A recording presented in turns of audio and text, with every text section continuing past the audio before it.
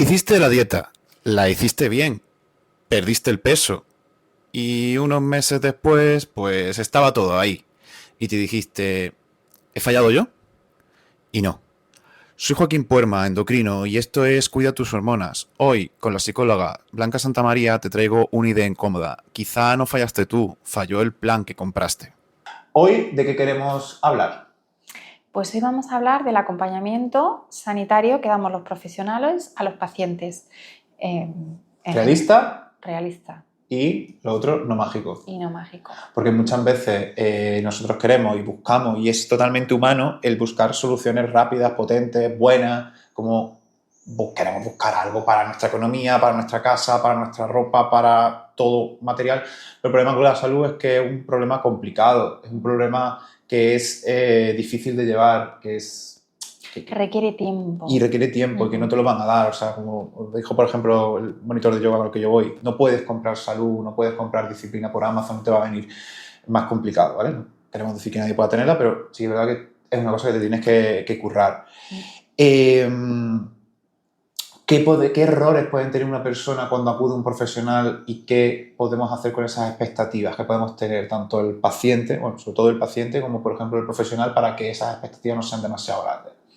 Claro, por ejemplo, cuando viene una persona con un trastorno de conducta alimentario, con una obesidad o con un sobrepeso y quiere solucionar el problema ya, ¿no? Por ejemplo, si tiene un sobrepeso o una obesidad, bajar de peso, quiere una solución rápida, eficaz.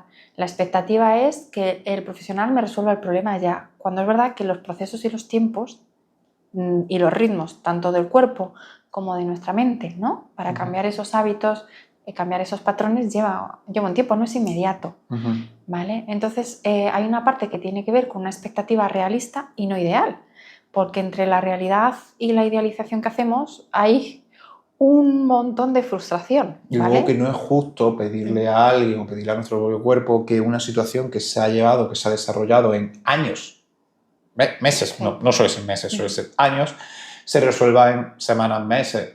Que nosotros estemos más focus en ese problema, no por ello se tiene que solucionar más pronto, y hay que entendernos y hay que darnos tiempo y hay que darnos espacio y ternura para mejorar eso y darnos tiempo y saber que el camino, si se hace un poco más lento, probablemente nos va a llegar más lejos, al menos en la pérdida de peso. Sí, y en general en cualquier cambio que queramos hacer. Si se quiere mantener en el tiempo, fíjate, las dietas estas súper rápidas tienen ese efecto yo pierdo muy rápido y luego cojo o lo mismo o más, ¿vale? Pero en cualquier cambio de hábitos en la vida es importante dar un tiempo. ¿Para qué? Para que nuestro cuerpo se adapte a esos cambios, pero también nuestra mente, ¿vale? Cuando hay un tema de pérdida de peso, a nivel en nuestra mente se tiene que acostumbrar a la distinta forma corporal, ¿vale? O si hay un TCA, por ejemplo, una anorexia. Luego, aparte de nuestra mente, que otra cosa, esta época se está volviendo muy, muy emocional, también hay una parte orgánica, lo que es el adipostato es nuestro cuerpo tiene sensores, aparte de la leptina y la grelina para ver lo que son nuestras grasas, nuestras reservas energéticas, tiene sensores explicado pronto y mal, pero yo creo que se entiende, de adipostato, es decir, en vez de termostato, de adipostato, de qué cantidad de grasa tiene nuestro cuerpo y qué hacer con ellos. Si tiene un exceso de grasa, pues va a impedir un poco más la comida, aunque esos mecanismos no funcionan tan bien como deberían, pero sobre todo lo que funciona bien es detectar depósitos bajos de grasa, inhibiendo cierto tipo de hormonas,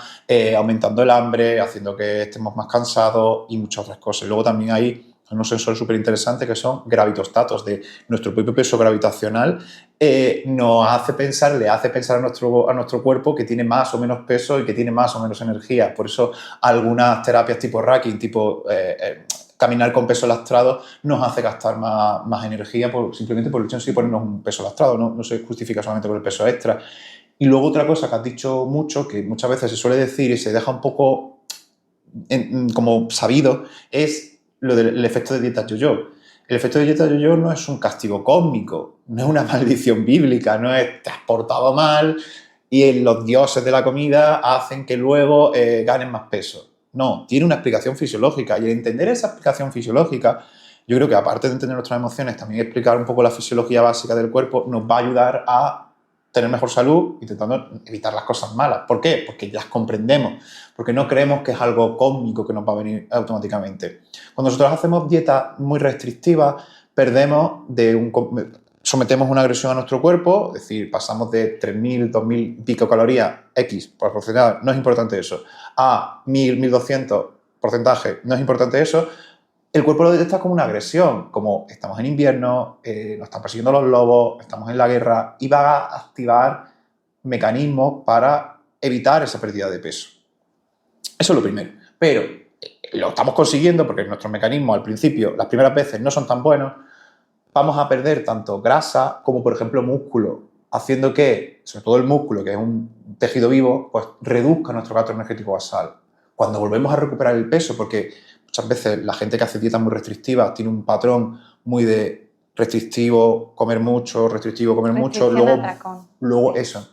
vuelve a ganar ese peso, pero lamentablemente, por eso no estarían los gimnasios, por eso no habría tanta industria del fitness, la ganancia de grasa es mucho más rápido que la ganancia de músculo. La ganancia de músculo hay que trabajársela mucho más y en un mundo tan sedentario que nos movemos tan poco, pues va a costar más todavía. Entonces, tenemos periodos en los que tenemos pérdida de esos dos compartimentos, sobre todo el metabólicamente activo, que es el músculo, y luego periodos en los que acabamos subiendo, sobre todo el compartimento que es metabólicamente más lento, haciendo que cada vez, con cada dieta yo-yo que hacemos, con cada dieta muy restrictiva que hacemos, no tengamos un peor composición corporal y un peor metabolismo. Por eso existen los rebotes. No existen los rebotes porque te has portado mal, porque tal, sino porque no has tenido un buen manejo de nuestro peso. Y otra cosa que ha dicho ella, desde el punto de vista mental, es vernos de nuevo con ese peso. Pues nuestro cuerpo también necesita ese nuevo set point o este nuevo estatus de peso. En el momento que tenemos un estatus de peso, pues nuestro cuerpo lo va a asimilar a nuestro estatus normal. Pero para eso necesita un tiempo.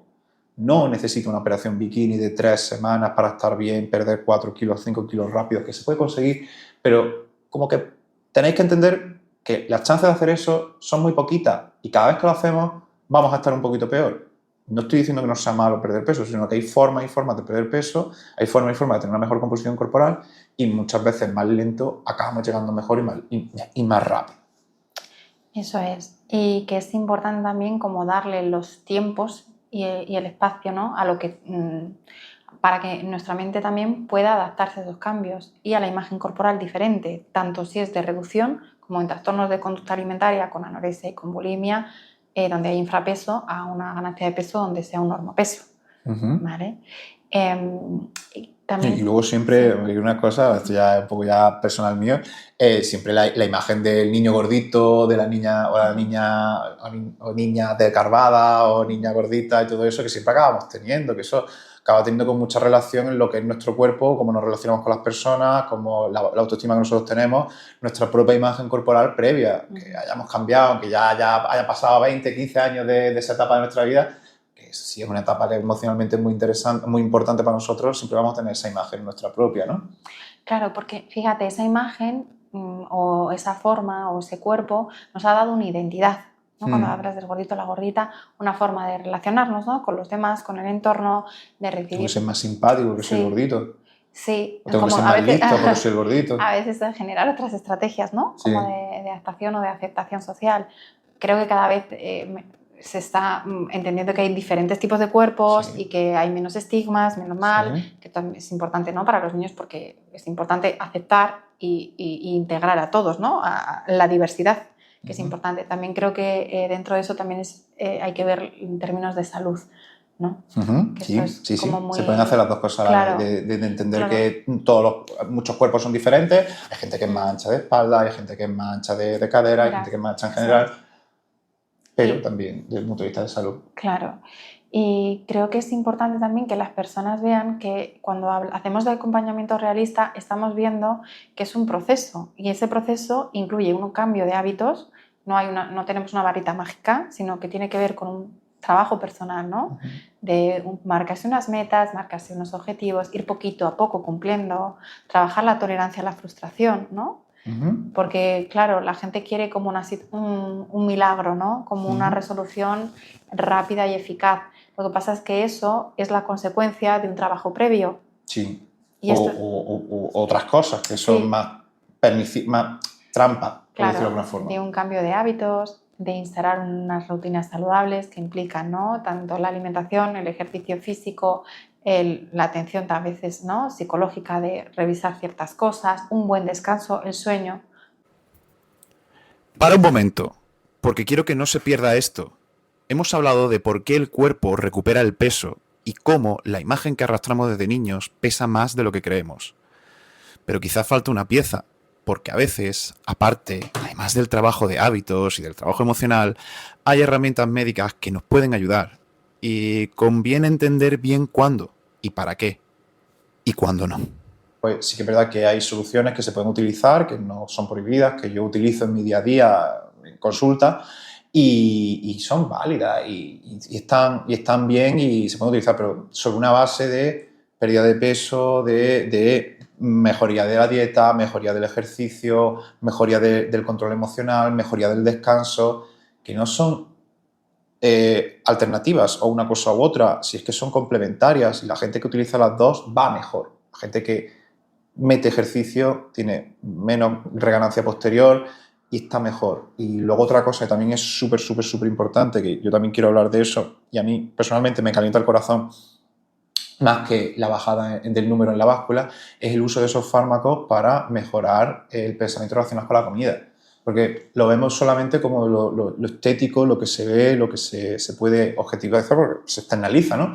Pero, joder, que te vengan a consulta y ese tipo de personas con esa relación muy patológica con la comida, que no han podido tratarlo del todo, que no han llegado a encajar desde el punto de vista psicológico, que utilicen esos fármacos y que esa parte de espacio mental o espacio de RAM, utilizando una metáfora de ordenador, se le esté disminuyendo, incluso se le vaya sin tener que estar todo el rato pensando en la comida, rumiando pensamientos sobre el sentido, joder, yo creo que es una cosa bastante positiva, que es como una herramienta que yo creo que es bastante guay de utilizar en consulta, cuando esté clínicamente indicada, claro que sí, pero que nos puede ayudar mucho. Y otra faceta que se sale un poco de, no es superficial, pero a veces puede serlo, de la pérdida de peso y otra cosa que también está bastante bien. Claro, yo creo que siempre hay que intentar integrar como lo que consideremos, ¿no?, que es positivo e implementarlo. Y muchas veces es complementar ciertas cosas, claro, y ver cada persona es diferente, igual necesita un tratamiento distinto y está bien. Cuando quería hacer una puntualización, porque me ha venido, cuando he dicho la parte de este trastorno de conducta alimentaria, ¿no?, que es la ortorexia, que esta obsesión por comer bien y demás, no digo que haya comer de alta calidad y siempre hay que comer, ¿no?, y si se puede comer bien, sea mejor. Digo cuando hay estos pensamientos obsesivos o esta preocupación en exceso, ¿vale? Que es verdad que ahora se está dando como una tendencia también como compensatoria a todo este tema de fast food, como super healthy, lo venden como super healthy, pero también no es tan healthy, ¿no? Cuando a nivel mental está generando también muchos problemas. Claro, es el problema que tenemos con la comida, porque en la comida tenemos que entenderlo que es una cosa necesaria y el hacer conductas saludables es necesario. El problema es cuando esa persona pasa del gradiente de grises, se pasa por el otro lado.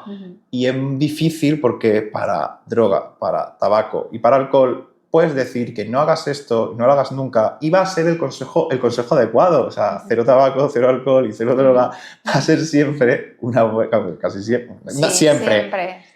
Va a ser una buena decisión, un buen consejo, pero el no comer, no hacer cosas saludables o tal, eso no va a ser. Eso va a ser todo lo contrario, siempre va a ser un error. Entonces, mantenernos ahí en ese gris, en ese punto medio, está bien, pero es más complejo. Es muy difícil, es muy fácil no hacer algo. Bueno, decidir no hacer algo y luego ya cumplirlo, pero el problema de la autorexia, el problema del comer por vía emocional es que necesitamos, eso necesitamos, es fisiológico, Sí, 3 o 4 veces al día. Eso es verdad, no nos podemos desvincular de la alimentación. No. Porque la necesitamos para sobrevivir. Lo Lo importante es como vincularnos y relacionarnos de una manera sana. Y cuando hablamos sana, hablamos de una manera flexible, ¿vale? Es decir, porque cuando hay alimentos prohibidos, por ejemplo, ¿no?, que decir, no lo sé, por ejemplo, ciertos tipos de alimentos, eso también genera como mayor deseo y también muchas veces genera como mayor obsesión y mayor ansiedad por eso que me prohíbo. Si eso puedo integrarlo de una manera sana, igual esporádica en mi dieta o sin que eso suponga un problema, mi relación con la comida va a ser de otra manera diferente. Es decir, si por dejar de comer X alimento esto me va a suponer un problema porque voy a estar obsesionada, voy a estar muy preocupada, voy a estar midiendo cantidades, esto lo digo por las personas que tienen, ¿no?, temas de anorexia, temas restrictivos, igual hay que dejar de medir tanto, igual hay que, ¿no? Vale, y sobre eso es súper interesante porque hay estudios sobre dietas, contaje de calorías y tal en personas espectro normal, o sea, no espectro deportista de alto rendimiento, gente que necesita hacer X pesaje, gente que tiene X porcentaje de grasa corporal y un objetivo estético funcional muy por encima de la media.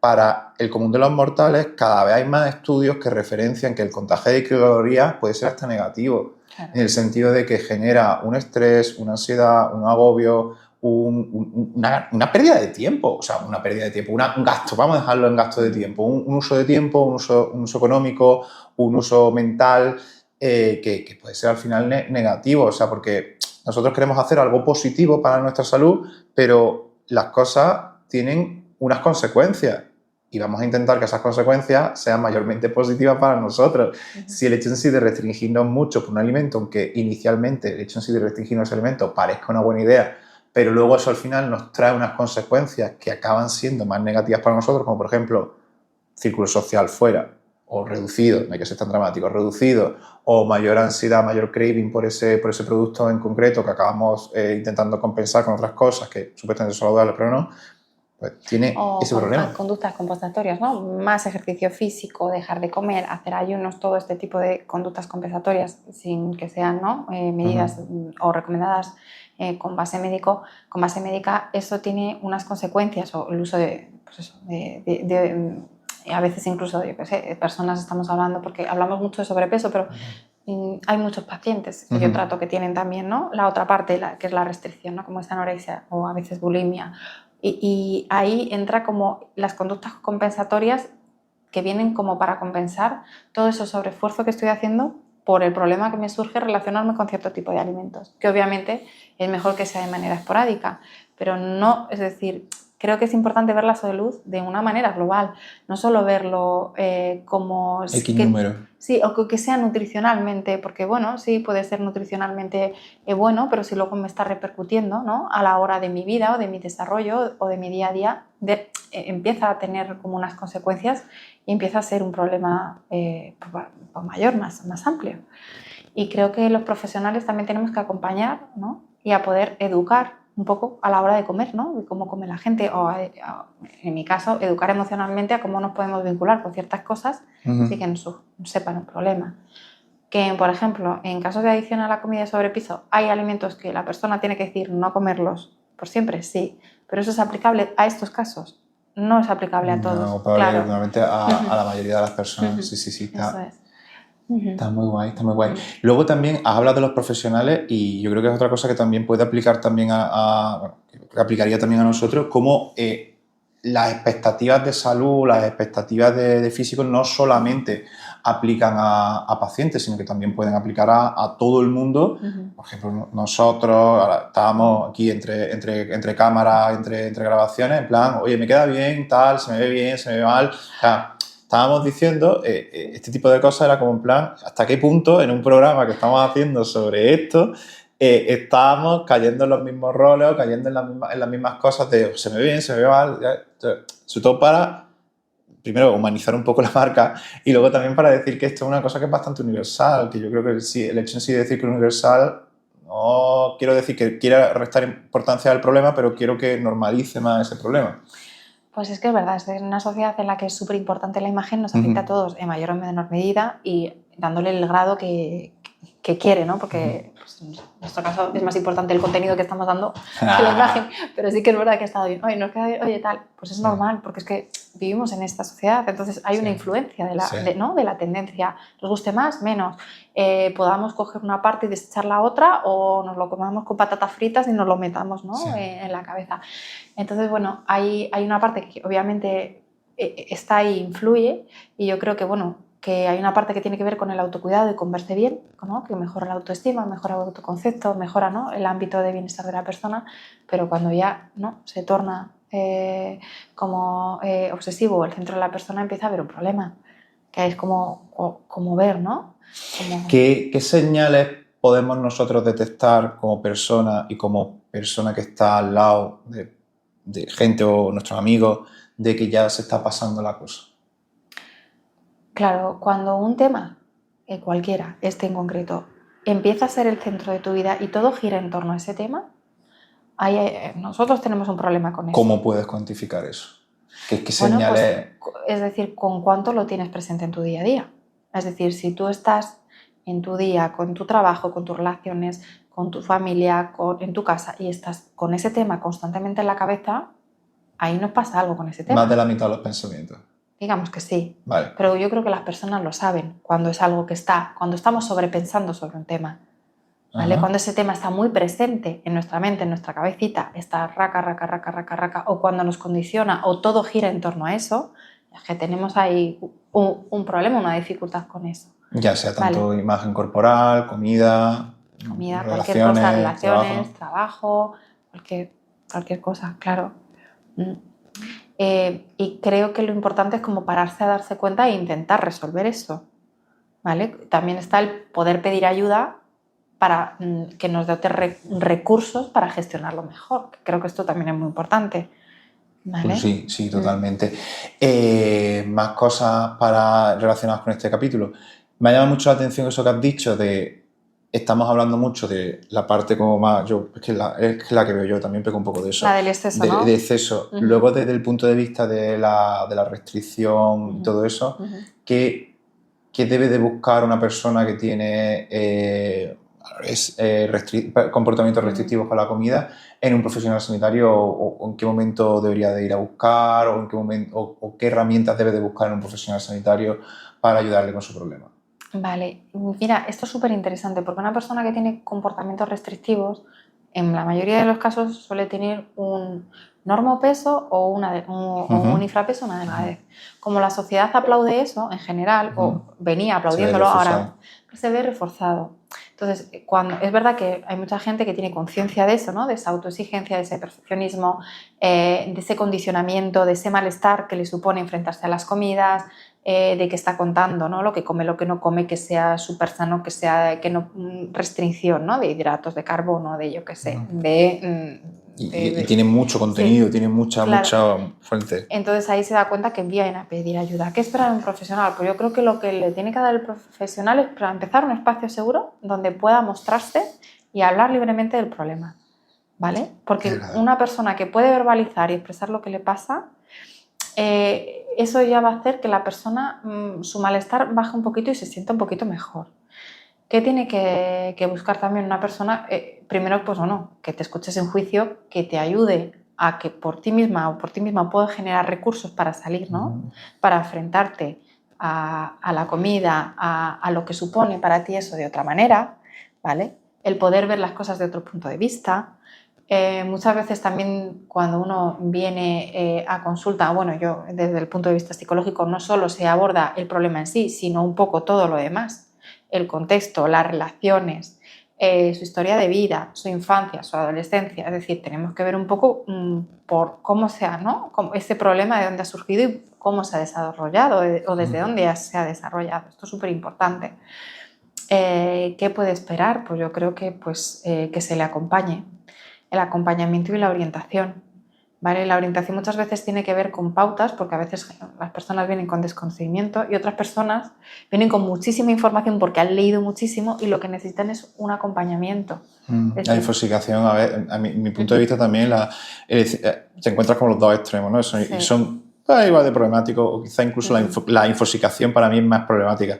El no tener nada de conocimiento, pero el tener demasiado conocimiento es como el meme de el señor Burns y las enfermedades, que todas las enfermedades intentan pasar por la puerta, son todos los conocimientos, todas las pautas, intentan pasar por la puerta y al final no acaba pasando nada y hace hasta menos que la gente que no conoce, porque la gente que no conoce al menos intentará hacer algo sin conocimiento, pero es que la gente que conoce demasiado se bloquea porque, oye, es que es saludable hacer esto, pero no es saludable hacer lo otro, que es lo contrario, que tengo que hacer esto, que tengo que hacer lo otro, y todo al final acaba pues generando agobios, generando que entienden que muchas cosas, estás no haciendo cosas que son buenas, y al mismo tiempo estás haciendo cosas que piense que puedan ser malas, como un barebandum ahí que al final lo que da agobio y no acción. Claro. Y creo que también es importante confiar tanto en la autoconfianza, tanto en el profesional, ¿no? Como en uno mismo, de que Sí, de la mano se pueden conseguir cosas. Hay gente que viene a consulta que parece que no confía en el otro, pero bueno, supongo que la confianza también es una cosa entre Es muy los dos. importante, pero hacia el otro y hacia uno mismo, de ver que se puede, ¿no?, conseguir las metas, obviamente objetivos realistas. Cuando hablábamos al principio, ¿no?, de la expectativa, esto tiene que ver con marcarse unos objetivos y unas metas como chiquititas, a corto o medio plazo. ¿Por qué? Porque cuando vamos dando esos pasitos y los vamos consiguiendo, eso refuerza nuestra seguridad personal, ¿no?, nuestra sensación de confianza, de que podemos, ¿no?, conseguir lo que nos proponemos, y eso genera un refuerzo positivo y nos da como aliento para seguir. Por eso es importante a veces como dividir en metas, ¿no?, los procesos de tratamiento y hacer cositas pequeñitas y darle valor a esos pasos. Sobre todo porque los primeros suelen ser los más complicados, cuando la persona viene como más desorientada, más angustiada por el problema, que quiere una solución más rápida. Y cuando también es verdad que la persona en ese entorno va a generar un cambio. Cuando viene un profesional, médico, psicológico, me da igual, va a generar un cambio en una parte de su vida y en unos hábitos. Y eso lo va a trasladar al entorno. Entonces, para que el entorno se acomode con eso, también se necesita un tiempo. Y con esto está casi todo dicho. Esto va de procesos, no de milagros, de metas pequeñas, de darte tus tiempos, de que alguien te acompañe sin prometerte magia, ni trucos, ni atajos. Y entender que cambiar de hábitos no es un castigo, es una nueva forma de vivir y es la forma de que lo que consigas se quede. Sí, efectivamente, un capítulo muy bonito y al final creo que han quedado una serie de capítulos muy chulos. Y nada, esperamos que os hayan gustado todo este tipo de cosas. Si hay algo que os haya surgido a raíz de este capítulo, algún comentario, no tiene por qué ser bueno totalmente, o sea, puede ser malo, puede ser negativo, puede ser que os haya emocionado. Que sea constructivo, es decir, creo que esto es importante, creo que es verdad, No, porque o sea, creo que es importante que la gente, cuando hablemos, Sí. como, ¿no?, como pues hablar como desde la construcción y el cariño. Sí. Si nos gusta, tanto que si no. Y si pero no es siempre constructivo, que al menos que aumente la interacción. No, Sí. broma, tiene que ser constructivo. Vale, quiero decir que la forma de comunicar las cosas, ¿no? Porque es muy Sí. fácil a veces desde fuera de la pantalla sacar ahí todo criticar o sacar ese odio y esa ira, pero creo que es importante también tener en cuenta de que, oye, si hay cosas que comentar, que se nos comenten, porque lo vamos a tener todo en cuenta. Sí, creo que vamos es a importante. leerlo. Yo principalmente Sí. lo voy a leer todo, que no lo parezca si lo leo todo. Claro, y ella más todavía, yo lo voy a leer 2 veces. Y intentaremos tener en cuenta porque también nosotros queremos, ¿no?, como implementar cosas, Sí. mejorar, ver qué temas, ¿no? Si creéis que hay algunos temas que no hemos hablado tanto o queréis que os gustaría, pues, claro. Sinceramente, nos debemos a la audiencia, entonces tenemos que hablar de esos temas.